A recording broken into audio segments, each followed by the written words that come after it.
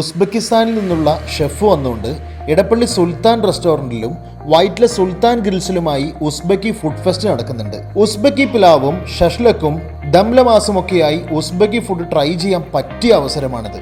ചിക്കനും മട്ടനുമായി വരുന്ന ഷഷ്ലക്കിൽ നിന്നാണ് സ്റ്റാർട്ട് ചെയ്തത്. ഷെഫ് നാദിർ നേരിട്ട് വന്നാണ് ഭക്ഷണം സെർവ് ചെയ്തത്. ഫുഡിനൊപ്പം ആതിഥ്യ മര്യാദയ്ക്കും പേര് കേട്ട നാടാണ് ഉസ്ബെക്കിസ്ഥാൻ. അത് ഷെഫ് നാദിറിലും കാണാനുണ്ടായിരുന്നു.